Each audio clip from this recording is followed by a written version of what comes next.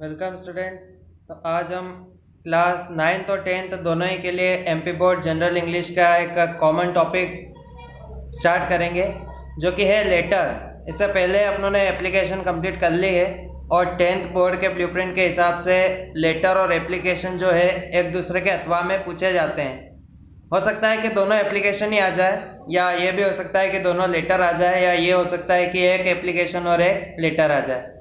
तो एप्लीकेशंस तो हमने पूरी कवर कर ली है। अपनों ने जो इम्पोर्टेंट जितने भी टॉपिक्स है एप्लीकेशन के वो देख लिए हैं एप्लीकेशन के दो पार्ट में, और ये लेटर का पहला और लास्ट पार्ट है। इसी में हम दो लेटर ही देखेंगे और दोनों में काफ़ी कुछ कॉमन है।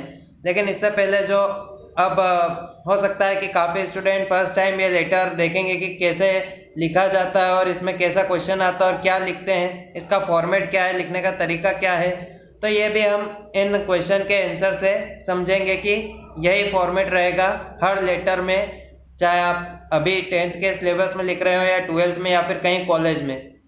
तो ये जो लेटर्स होते हैं जो अब हम देख रहे हैं, ये एक तरह से अनौपचारिक पत्र हैं जो कि हम अपने दोस्तों को, भाई को, बहन को, अपने आसपास के जान पहचान वाले रिलेटिव्स को लिखते हैं, है ना। यानी किसी ऑफिशियल अधिकारी टाइप के व्यक्ति को नहीं लिखते हैं, जैसे कि कोई प्रिंसिपल हो, कोई कलेक्टर हो, इनको थोड़ी नहीं लिखेंगे। ये अनौपचारिक है क्योंकि इनमें अनौपचारिक भाषा का प्रयोग किया जा सकता है और इसका फॉर्मेट भी थोड़ा अलग है। तो एप्लीकेशन का तो हमें आइडिया है कि उसमें स्टार्ट कैसे करते हैं, टू द प्रिंसिपल वगैरह पूरा लास्ट तक जाता है, यूअर्स ओबीडिएंटली और नाम। तो ऐसे ही इसका भी अपना एक फॉर्मेट है। तो हम पहले तो क्वेश्चन पढ़ते हैं, अच्छे से समझते हैं और फिर आंसर के साथ साथ उसका फॉर्मेट देखते रहेंगे। तो स्क्रीन पे देखें अपना ये पहला लेटर, क्वेश्चन नंबर 1 कि you are Manju, resident of 440 TT Nagar, Bhopal.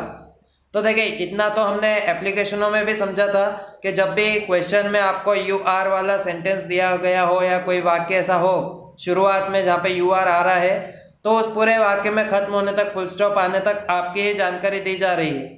तो इसमें क्या जानकारी दी जा रही है कि आपका नाम मंजू है ना। चाहे आप लड़के हो या लड़की हो, खुद को मंजू ही समझे, आंसर खत्म होने तक आप मंजू हैं। रेसिडेंट ऑफ मतलब कि आपका रेसिडेंट कहाँ, आपका निवास स्थान कहाँ है, तो यह 440 आपका मकान नंबर है। टीटी नगर आपके वो एरिया का नाम है, कहाँ पे, भोपाल में, ये आपका एड्रेस है। अब हम देखें आप क्वेश्चन क्या कह रहा है लेटर के लिए कि write a letter to your friend. आपको लेटर लिखना है फ्रेंड को, है ना। फ्रेंड को लिखना है मतलब वहाँ एप्लीकेशन वर्ड तो एप्लीकेशन तो आएगा नहीं कि एप्लीकेशन लिखो, फ्रेंड को लेटर लिखना है। टू योर फ्रेंड नमिता, नाम भी दिया है नमिता, है ना। नाम दें या नहीं भी दें, और दें तो हो सकता है चेंज भी हो, ऐसा तो है नहीं कि एक ही नाम है दुनिया में, तो हो सकता है दे या नहीं भी दे। तो फ्रेंड को लिखना है, ये तो क्लियर हो गया, है ना। भाई को, बहन को, पिताजी को, इनको नहीं बल्कि किसको लिखना है, फ्रेंड को लिखना है। हु लिव्स एट खंडवा, जो कहाँ रहती है, खंडवा में, ठीक है। Inviting her to attend your elder sister's marriage, उनको, उसको क्या करना है, दोस्त को इनवाइट करना है। इनवाइट मतलब हम समझते हैं आमंत्रित करना है उसे, ताकि वो अटेंड कर सके, मतलब कि सम्मिलित हो सके अपने, हमारी बड़ी बहन की शादी में। शादी किसकी है, बड़ी बहन की। हमारी बड़ी बहन की शादी है, हम कौन है, मंजू, और हमारा नाम मंजू है, तो हमारी बड़ी बहन की शादी है, ऐसा क्वेश्चन कह रहा है। और उस शादी में हमें अपने दोस्त को नमिता जो कि खंडवा में रहती है उसे आमंत्रित करना है, कहाँ पे, भोपाल में। तो अब इस पूरी सिचुएशन को, इस टाइप से लेटर के क्वेश्चन आते हैं कि आपके कोई जानकारी दे दी जाएगी, दोस्त को, भाई को, बहन को या पिताजी को या किसी को भी लिखने को, एक ऐसा लेटर लिखने को कहेंगे। उसमें हो सकता है कि दोस्त का नाम या सामने वाले का नाम दें। तो इसीलिए अपनों ने ये दिमाग में रखा है कि अपनी जानकारी कौन सी है, जो यू आर वाले सेंटेंस में होगी। अन्यथा जो भी यू आर वाले सेंटेंस के बाहर का नाम है या कोई बाहर का पता है जो यू आर वाले वाक्य में नहीं है, इसका मतलब है कि वो लेटर जिसको लिखा जा रहा है उसका है, ठीक है ना। जैसे इसमें नमिता नाम क्वेश्चन में यू आर वाले वाक्य के अंदर नहीं है, मतलब वो हमारा नाम नहीं है, वो दोस्त का नाम है। ये बात मैं इसलिए कह रहा हूँ क्योंकि कुछ अभी भी ऐसे स्टूडेंट होंगे जिनको इंग्लिश अच्छे से समझ में नहीं आती है ना। वो सिर्फ देख के थोड़ा बहुत आइडिया लगा लेते हैं हाँ ये है, तो वो कंफ्यूजन नहीं हो, ऐसा नहीं हो कि वो अपना नाम नमिता समझ जाए या फिर वो खुद को खंडवा का समझ लें, है ना। इसलिए आपको पूरा अच्छे समझ में आ रहा होगा। तो ये है क्वेश्चन। अब अपन इसका आंसर देखते हैं और इसका फॉर्मेट भी देखते हैं कि शुरुआत से आखिरी तक क्या चीज़ कहाँ पे लिखते हैं और कैसे लिखते हैं। तो आंसर देखें कि सबसे पहले हमें क्या लिखना होता है, अपना पता। सबसे पहले अपना पता क्वेश्चन में अभी अपनों ने देखा है कि क्या है अपना पता, 440 टीटी नगर भोपाल। इस तरह से पहली लाइन में तो आपको जो एरिया का नाम वगैरह है वो लिख देना और दूसरी लाइन में आपको शहर का नाम लिखना है। इसी तरह से हम लिखते हैं। अपना एड्रेस हो गया यहाँ पे। इसके बाद एक लाइन छोड़ के लिखी जाती है आज की तारीख। अब आज की तारीख मतलब जिस दिन लिख रहे हैं, है ना, आप ये वीडियो जिस दिन देखोगे तो उस दिन की तारीख आएगी। एग्जाम अगर मार्च में है तो अगर मान लो 9 मार्च को एग्जाम है तो 9 मार्च की तारीख आएगी, यानी जिस दिन लिखते हैं उस दिन की तारीख आएगी। इसके बाद हम देखें कि क्या होगा, एक लाइन छोड़ के हमें लिखना है डियर फ्रेंड। ऐसा हम लिखेंगे डियर फ्रेंड। अब ये डियर फ्रेंड की जगह आप क्योंकि नाम दिया है तो आप डियर नमिता भी कर सकते हैं, लेकिन कभी नाम नहीं दिया हो तो फिर आप सोचेंगे कुछ मर्जी से नाम लिख दे, तो ऐसा नहीं है ना। आप फिलहाल यहाँ पे ऐसा ही रखें, dear friend, dear father, dear sister, dear mother. तो यहाँ पे हमने कर दिया डियर फ्रेंड। इसके बाद अब जो आगे बॉडी का पार्ट यहाँ से स्टार्ट हो जाएगा, है ना। इसमें सब्जेक्ट तो नहीं लिखते हैं, है ना, सब्जेक्ट नहीं लिखा जाता है इसमें लेटर में। तो हम देखें बॉडी में क्या है। स्टार्टिंग जो अपनों ने की है, इसका जो पहला वाक्य अपनों ने बना रखा है, यह आप अच्छे से याद कर ले। पहला सेंटेंस पूरा, यह आपको 12th तक काम देगा और हर लेटर में काम देगा, है ना। जब भी हम ऐसे रिलेटिव्स वालों को लिखेंगे लेटर, तो स्टार्टिंग का पहला वाक्य सब में हम कॉमन रखेंगे। कॉमन क्यों है, क्योंकि अब हम इसको पढ़ेंगे तो समझ में आ जाएगा कि ये वाला वाक्य तो हम हर किसी रिश्तेदार को लिख सकते हैं, दोस्त, भाई बहन, कोई भी। तो हम देखें कि पहला सेंटेंस क्या है, ये अच्छे से याद कर लेना आप, सभी में कॉमन रहेगा, 12वीं तक काम आएगा। आगे भी कभी लेटर लिखना पड़े आज के मोबाइल वाले ज़माने में भी तो भी लिख सकते हैं। तो आगे देखते रहें इसमें आंसर में स्क्रीन पे कि it gives me pleasure to inform you that I am happy here and I hope that you are also well there. ये वाक्य एक बार और मैं अच्छे से पढ़ूँ, आप अच्छे से उसका उच्चारण भी समझे कि it gives me pleasure to inform you that I am happy here and I hope that you are also well there. इसमें आप दो मीनिंग देखें। एक तो प्लेजर किसको कहते हैं, खुशी को, प्रसन्नता को, और इन्फॉर्म कहते हैं सूचित को, सूचना देने को, इन्फॉर्म। जैसे इन्फॉर्मेशन तो वो क्या है, सूचना, और इन्फॉर्मेशन का क्रिया रूप है इन्फॉर्म करना, है ना, सूचित करना। तो इसका मीनिंग क्या, इट गिव्स मी प्लेजर, ये इसका मतलब होता है कि मुझे ये बताते हुए बहुत खुशी मिल रही है ना। अपन कुछ बताना चाह रहे हैं और अपनों को खुशी हो रही है, तो ये जो वाक्य है इस टुकड़े का अर्थ होता है इट गिव्स मी प्लेजर का, कि आप जो कहना चाह रहे हैं, जो बोल रहे हैं, जो बताना चाह रहे हैं, उसमें आपको खुशी मिल रही है बताते हुए। क्या खुशी मिल रही है, टू इन्फॉर्म यू, आप तुम्हें सूचित करने में, है ना, तुम्हें सूचित करने में मुझे ये खुशी मिल रही है क्या, that I am happy here, कि मैं यहाँ खुश हूँ, and I hope that you are also well there, और मैं होप करती हूँ, क्योंकि इसमें हमारा नाम मंजू है, तो मैं होप करती हूँ यानी आशा करती हूँ कि तुम भी वहाँ अच्छे होंगे। अब मान लो इसमें तो नाम दिया है, लेकिन आई तो लड़के लड़की किसी के लिए भी यूज हो सकता है। तो यहाँ पे इस पूरे का अर्थ क्या हो गया कि यह सूचित करते हुए मुझे बहुत खुशी होती है कि मैं यहाँ खुश हूँ और आशा करता हूँ कि तुम भी वहाँ अच्छे होंगे, करता हूँ, करती हूँ, एक ही बात है। आई वुड लाइक टू, अब आगे ये जो सेंटेंस है इसमें हम मेन बॉडी के क्वेश्चन के उद्देश्य के हिसाब से अपना पूरा मैटर लिखेंगे, है ना। क्वेश्चन में क्या कहा है कि आपको दोस्त को आमंत्रित करना है बहन की शादी में, तो अब हम वो लिखेंगे। और बहन की शादी है तो फिर क्या बारात आएगी क्या जाएगी, बारात तो आएगी, तो वो थोड़ा अपनों को चेंज करना होगा अगर यहाँ पे कभी भाई की शादी का कह दें, ठीक है ना। तो हम देखते रहें आगे कि I would like to invite you to attend my elder sister's marriage on 26 सितंबर 2020।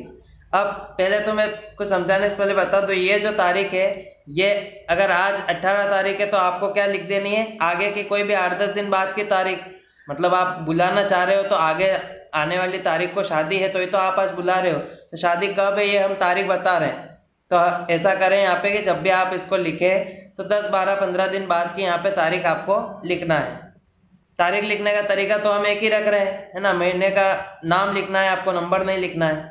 फिर इसका अर्थ क्या है कि आई वुड लाइक टू मतलब कि मैं चाहता हूँ या चाहती हूँ, है ना। क्या करना चाहते हैं?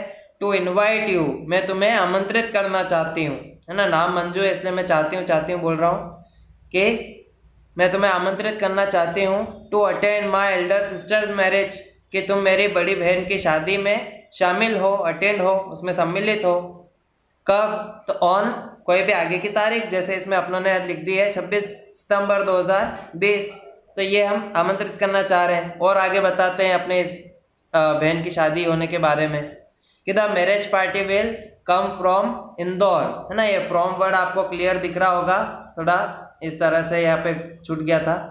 तो the marriage party will come from Indore, कि जो मैरिज पार्टी है वो इंदौर से आएगी। मैरिज पार्टी किसको कहते हैं? बारात को, ठीक है ना। मैरिज पार्टी मतलब बारात, देखा होगा बसों में मैरिज पार्टी वगैरह लिखा रहता है, बारात जाती है तो जो मैरिज पार्टी मतलब बारात है वो इंदौर से आएगी। बहन की शादी है, ऐसा नहीं कि बहन की शादी में भी बारात जाएगी, ऐसा नहीं लिख देना।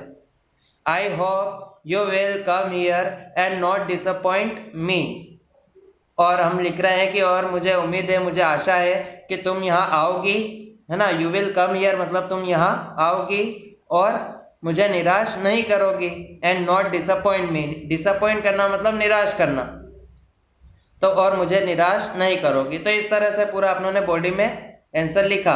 अब इसके बाद देखें कि अगला एक पैराग्राफ चेंज करके अपनों को एक लाइन लिखनी है, और ये जो लाइन आप लिखेंगे जो दिख रही है आपको, ये भी सारे लेटर में आपको सेम रखना है 12वीं तक, है ना। 12वीं तक आप 10वीं में 11वीं 12वीं भी पढ़ेंगे, तो उसमें जब लेटर लिखने की बारी आएगी इस तरह से दोस्त को या किसी रिलेटिव्स को, तो आपको ये लाइन कॉमन रखना। अब ये कॉमन क्यों रखना है, इसका मीनिंग देखें कि please convey my regards to all, कि कृपया मेरी शुभकामनाएं सभी को दें। अब प्लीज तो मतलब हम जानते हैं कृपया, रिगार्ड्स कहते हैं शुभकामनाओं को, है ना। हमारी जो कामना है, जो शुभकामना है, हम हिंदी के पत्र में क्या लिखते हैं कि बड़ों को प्रणाम, छोटों को प्यार। अब वो सॉरी वो थोड़ा प्रॉब्लम हो गई थी। रिगार्ड्स मतलब क्या? शुभकामनाएं। और कन्वे कहते हैं हम देने को। देना मतलब कैसा कि हम कहते हैं ना कि वहाँ उनको मिलना कहना या फिर नमस्कार कहना मेरी तरफ से, तो कन्वे मतलब देने को, कि आप मेरी तरफ से शुभकामनाएं दे देना, ना किसी तीसरे व्यक्ति के द्वारा हम शुभकामनाएं इस तरह से बुलवा रहे हैं, क्योंकि हम खुद तो नहीं चाह रहे हैं और इस मतलब अभी तो नहीं चाह रहे हैं। तो यहाँ पे शादी में इस तरह से आमंत्रित करना, और लास्ट लाइन भी अपनी सेम रहेगी, पहला वाक्य बॉडी का, और ये लास्ट जो पैराग्राफ चेंज करके हम लिख रहे हैं, please convey my regards to all. ये इसीलिए अपनों ने लिखा है क्योंकि हर किसी रिलेशन में कोई भी रिलेटिव दोस्त हो, किसको भी हम लिख सकते हैं, तो ये एक फिक्स है। एग्जाम में तो हमें कोई एक ही आंसर लिखना है, तो ये इस तरह से हम लिख देंगे। अब इसके बाद भी जो आएगा वो देखें कि एक लाइन छोड़ के हमें लिखना है यूअर्स अफेक्शनेटली, है ना। ये वर्ड थोड़ा सा नया और कठिन लग सकता है आपको, अफेक्शनेटली। जैसे यहाँ पे हम यूअर फ्रेंड भी लिख सकते हैं, लेकिन वो उतना अच्छा नहीं दिखेगा जब अगर पिताजी या कोई दूसरा रिलेटिव्स वगैरह को लिख रहे होंगे। तो अफेक्शनेटली वर्ड का मतलब होता है स्नेही, है ना। अफेक्शन मतलब स्नेह और अफेक्शनेटली मतलब स्नेही। तो तुम्हारा स्नेही, अब तुम्हारा स्नेही तो हम किसी भी रिलेशन में बोल सकते हैं, चाहे वो पिताजी हो या फिर दोस्त हो, भाई बहन, जो भी है। तो यूअर्स अफेक्शनेटली ये काम भी आपको 12वीं तक देगा, ये याद कर लेना आप अच्छे से एक बार। तो तुम्हारी स्नेही, इसमें नाम हमारा क्या था? मंजू। तो वो जो नाम ऊपर था हमारा मंजू, वो यहाँ लिखना है तुम्हारी स्नेही की जगह, ठीक है ना। ये नाम अपनों के यहाँ, वो नमिता नहीं लिख देना है, हमारा नाम यूआर वाले वाक्य के अंदर है, ठीक है ना। अच्छे से दिमाग में बात को चिपका ले कि यूआर वाले वाक्य में आपकी जानकारी है और जो उसमें नाम है वही लिखना है। अगर यूआर वाला वाक्य है ही नहीं तो फिर तो हमें मर्जी से नाम लिखना है ना। आपको अपना नाम तो आता ही होगा तो हम वो लिख देंगे, लेकिन लिखना ज़रूर है, XYZ मत लिख देना। इसके बाद में वापस लाइन छोड़ेंगे और टू करके हमें किसको लेटर लिखना है, उसका नाम, जिसको लिखा है अपनों ने उसका नाम और उसका पता लिखना है। पता हम क्या क्या जानते हैं, एक तो उसका नाम और खंडवा जहाँ वो रहती है हमारी दोस्त नमिता। तो टू करके हमने दोस्त का नाम लिख दिया नमिता। क्वेश्चन में अगर नमिता नाम नहीं होता तो फिर तो भी हमें कोई मर्जी से यहाँ नाम लिखना होता, है ना। आप किसी का भी लिख दे, अगर लड़के का नाम लिखना है तो आप पिताजी का नाम चिपका सकते हैं, अगर किसी कोई दूसरी स्पेलिंग नहीं आती हो तो, है ना। पिताजी की मम्मी की तो आती होगी ना, किसी का नाम से थोड़ी ना पता चल रहा है कि ये तुम्हारे पिताजी हैं। अपनों को तो मर्जी से कोई भी एक नाम लिखना है, तो इस तरह से नाम लिख दिया जाएगा। और उसके बाद में अपनों को पता लिखना है, ऐसा नहीं पता ऊपर हो जाए, बाद में पता लिखना है खंडवा। अब खंडवा सिर्फ खंडवा थोड़ी नहीं, खंडवा बहुत बड़ा है, तो वहाँ पे अपनों ने मर्जी से एक पता लिख दिया 20 MG नगर और खंडवा। ये इस तरह से अपना पूरा मर्जी से कोई भी नंबर लिख देंगे तो मकान नंबर हो जाएगा। जैसा TT नगर हो सकता है तो MG मतलब महात्मा गांधी नगर भी हो सकता है, तो मर्जी से ऐसा कर दिया और क्या लिख दिया, खंडवा। तो इस तरह से अपना हो गया एक लेटर कंप्लीट। पूरा अच्छे से समझ में आया होगा। कहीं भी कुछ डाउट हो तो वापस से वीडियो को प्ले करके बैक जाके प्ले करके देख ले, और ये अपना आंसर हो जाएगा इस तरह से कंप्लीट। और सब कुछ जो भी लिखा जा रहा है वो मार्जिन के पास में से लेफ्ट हैंड साइड से शुरू होगा। अब हम देखते हैं दूसरा लेटर, क्योंकि दूसरा भी कोई बहुत अलग नहीं है, लेकिन आपको क्या है कि थोड़ा नया नया है तो हो सकता है थोड़ा कठिन लगे या थोड़ा इजी धीरे धीरे हो जाएगा। तो दूसरा भी हम देख लें। अब ये जो 2 ही लेटर हम देख रहे हैं अपने सिलेबस में, और ये 2 ही आपके 2021 के मेन एग्जाम में पूछे जा सकते हैं। बोर्ड एग्जाम में 10th की बात हो रही है, 9th वालों के भी काम का ये, वो भी कॉपी में कंप्लीट करें। तो दूसरा क्वेश्चन है लेटर का कि write a letter to your friend. इसमें भी किसको लिखना है, फ्रेंड को लेटर लिखना है, ये क्लियर हो गया।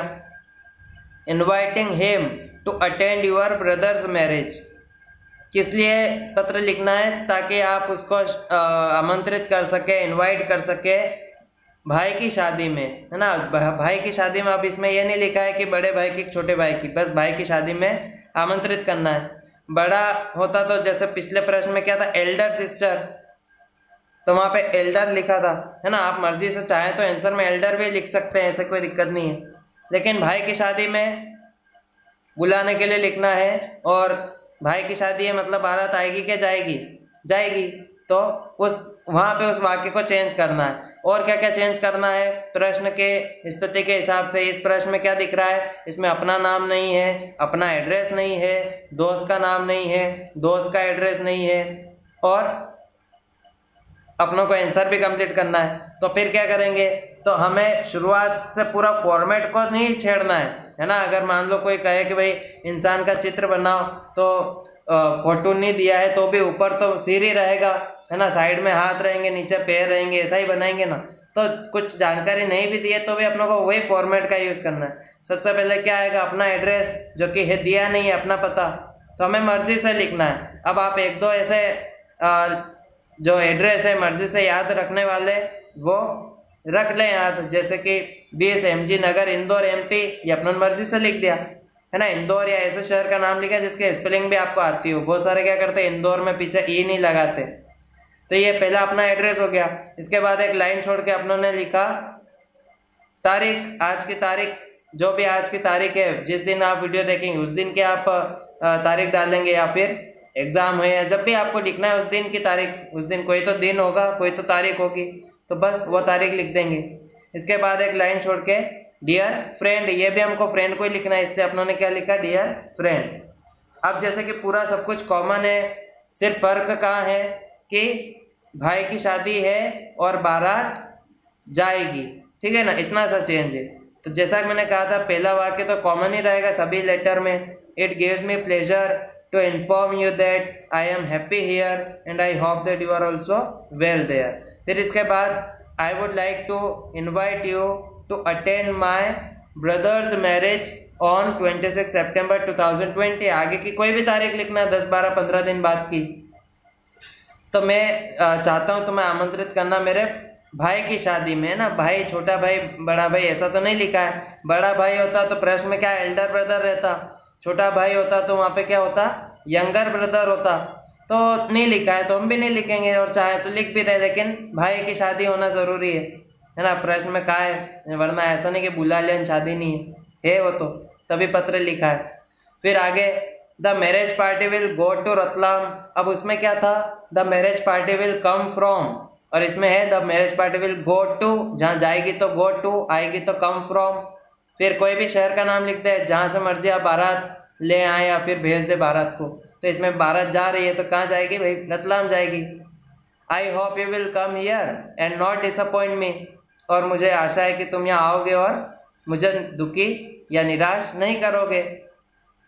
ये इस तरह से पूरी बॉडी है, बिल्कुल दोनों में बहुत ज़्यादा चेंजेस नहीं है। एक याद करेंगे तो दूसरा भी लगभग हो ही जाएगा, है ना। अच्छे से याद करें, सही सही लिखे, गलत नहीं लिखे कोई स्पेलिंग वगैरह। और फिर पैराग्राफ चेंज करके please convey my regards to all, कृपया मेरी शुभकामनाएं सभी को दे। फिर एक लाइन छोड़ के वही यूअर्स अफेक्शनेटली है तो फिक्स है, यहाँ आएगा ही आएगा एक लाइन छोड़ने के बाद। फिर अपना नाम, अब क्वेश्चन में तो कोई नाम दिया ही नहीं है तो हम अपना नाम तो आता ही है तो वो लिख देंगे, है ना। XYZ नहीं लिखना है, कहीं भी नाम पता लिखने की जगह XYZ नहीं लिखें।